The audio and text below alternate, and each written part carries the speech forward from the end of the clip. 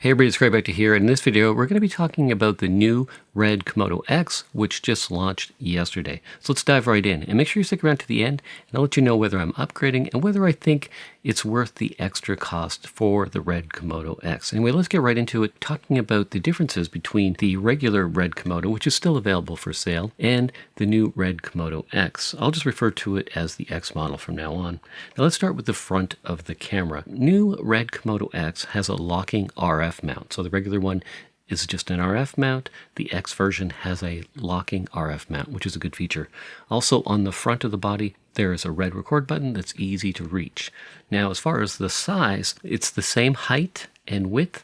The Red Komodo X is just about an inch longer in length. So still a very compact camera at 2.62 pounds for the X version. Now let's talk about some of the differences as well. So one of the big differences is added frame rates to the X version. So you'll be able to record up to 80 frames per second at 6K, 96 frames per second at 5K, and 120 frames per second at 4K.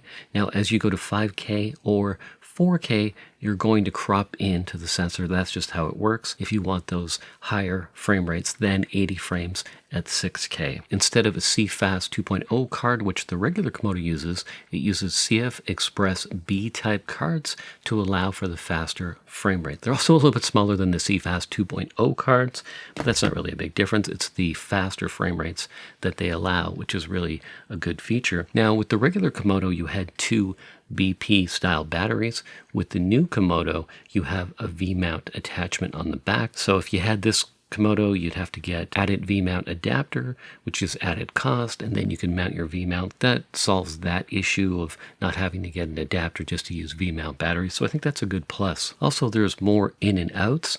There's improved audio on the X version, and you can easily hook up a XLR adapter.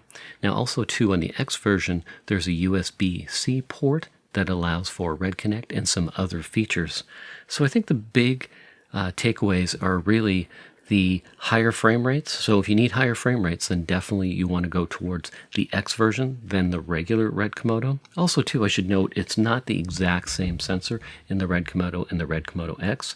The X version is a new improved 6K global shutter sensor. It's the same size, same megapixels at 19.9, but it's said to have a half-stop extra dynamic range in the shadows, and that's going to allow for better color and detail in the shadows. So it's a slightly improved sensor than the regular Komodo, and if it's somewhere in between, say, the Raptor and the regular Komodo, if you're wondering as far as quality, there's probably a slight difference that you might see. Another change is the Wi-Fi antenna was on the right-hand side of the regular Komodo. It's now been moved to the back, and that is apparently supposed to work better in that location. Now, as far as the top screen is the same size as the regular Red Komodo, but it's designed to work with the Red DSMC3 7-inch monitor. Also, the Red Komodo X has improved audio performance, 24-bit 48 kilohertz uncompressed audio, as well as 48-volt phantom power for XLR mics.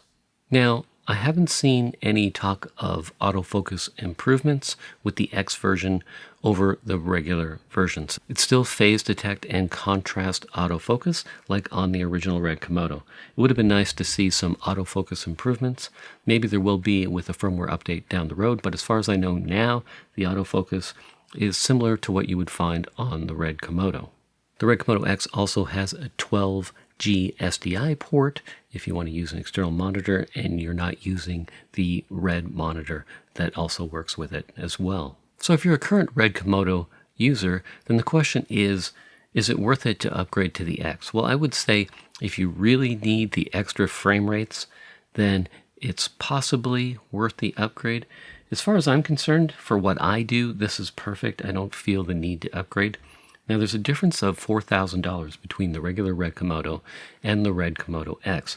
Now, in my opinion, I feel like that's quite a jump. I would have liked to seen it come in maybe $2,000 higher. So $4,000 higher for me, it seems like puts it sort of out of the ballpark for a lot of people that were attracted to the original Red Komodo, because one of the attractive features of the regular Red Komodo was the price point for a Red camera to get into the Red ecosystem, the Red color science. Now, it's true that all of this frame rates are in Red Code RAW, which is great. But like I said, I would have liked to seen it priced a little bit cheaper. So this one being $6,000, I think if it came in at $8,000, it would have been a little bit more attractive of a price point for people to upgrade. Now being at $9,995, I think, it's sort of going to put it in that middle ground where it's more geared towards professionals. As I mentioned yesterday, the Red Komodo X was announced and the pre-orders on the Red website have already sold out. Now you may be able to find a Stormtrooper version at B&H.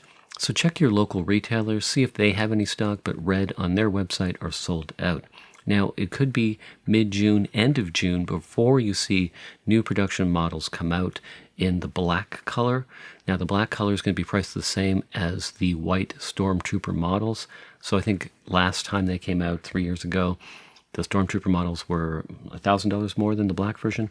This time they're going to be priced the same. Now, I've also heard rumors, too, that the regular Red Komodo may go up in price soon. That's not for sure, but it makes me feel like with the addition of the Red Komodo X, that the Red Komodo is even a better value if you can grab it now for $6,000 USD. But let me know what you think. Do you think the new Red X is priced too high for the additional features? Obviously, it would have been great if they put all the new improvements into the camera and it was only $1,000 more or $2,000 more. I think people would really have found that to be a more attractive price point. Let me know what you think in the comments section below. Now, if you're not already a subscriber, make sure you hit that subscribe button. And also, too, hit that like button. It helps this video get more views. Anyway, I'm looking forward to hearing your thoughts on the new Red Komodo X. What do you think? Do you think it's worth the extra price point? Are you going to upgrade if you're already a Red Komodo user? Let me know in the comments section below. Anyway, thanks for watching this video. It's great back to here, and I'll see you in the next one.